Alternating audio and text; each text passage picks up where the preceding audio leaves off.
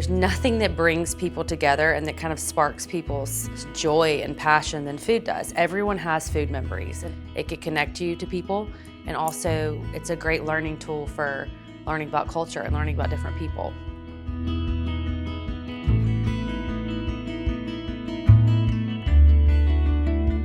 I grew up my whole life in Dothan. I went to high school at Houston Academy. After that, I went to Auburn University. I had a really hard time in school. I very much struggled. I never felt like I was going to be successful or could be successful getting some degree. So I really didn't have any interest in college, and I wanted to go straight to culinary school. For me, I was always very interested in cooking. It was something that really always intrigued me, and I think that I was always just really interested in taking things apart when it came to food and figuring out how to cook it and how to combine flavors. And I started baking cakes and selling them, and then it became this obsession.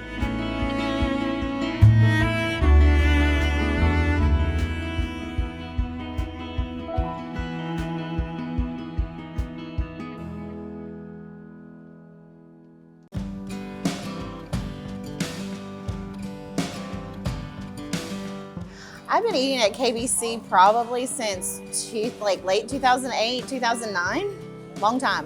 What makes this place unique to Dothan is the fact that it's downtown. Downtown did kind of go by the wayside there for a little while, and it is now, it's definitely a staple piece. It's in our historic area. It also has some really good food, great atmosphere. It's beautiful brick open, it's gorgeous. How I made the menu for KBC was pretty much listening to the people in Dothan, which was, what do they want? What do they like? What has worked? What has not worked? What is lacking here? What are people telling me?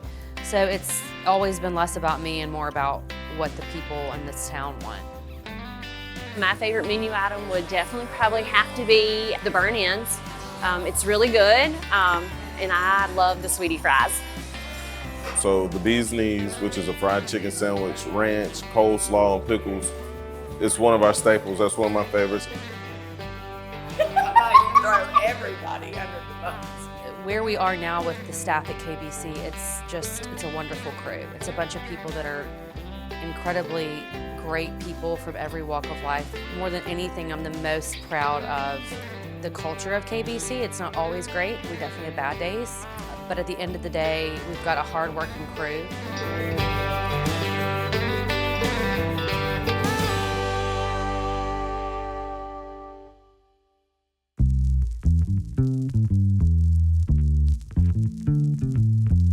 I really wasn't inspired to compete for Top Chef. I was kind of like, wait, I'm not ready for this. Because the thing is I've been out of the restaurant world for a while. I definitely was in business entrepreneur mode. And not only that, but I'd only been cooking primarily casual Southern food. I was pretty scared out of my mind. You also have no idea who you're going up against. You have literally no clue. It was really neat to have somebody that is local. You always want to root for somebody that you may have some sort of connection to. So just because she was from here just made it interesting and nice for our community.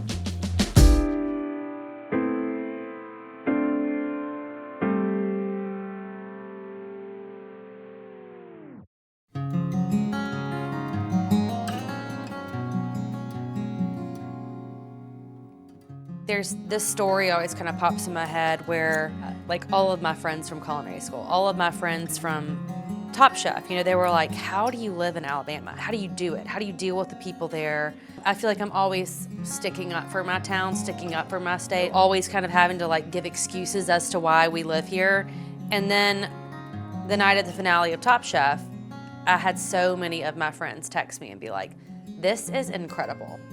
My town would never do this. My town would never shut down to watch a viewing party. My town would never have a whole party to watch me win something. There wouldn't be thousands of people showing up because they were so proud of me. And I think that's what makes this town unique.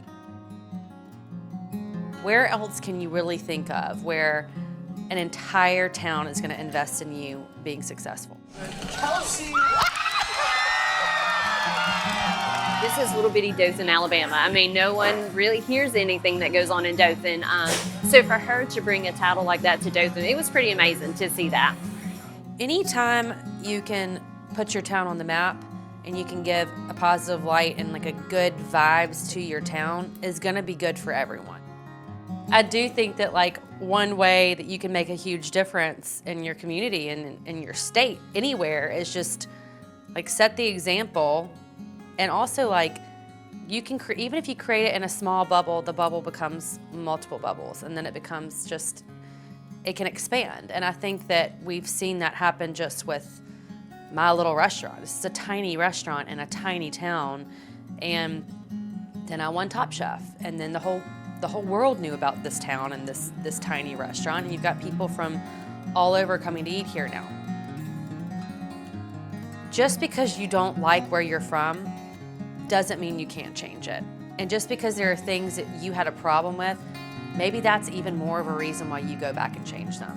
And that certainly is the case for me. I think you just have to remind yourself, like, you can make big changes in smaller places more than you can make them in bigger places. And that really is, to me, the biggest impact you can make on these small towns is really big waves.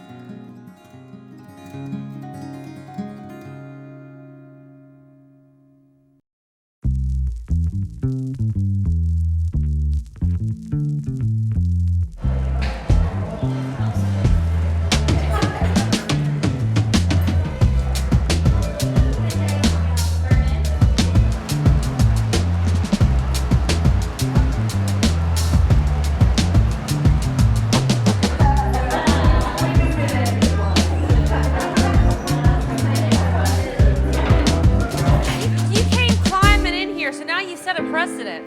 Yeah. Monroe's gonna expect Spider-Man up here on his birthday.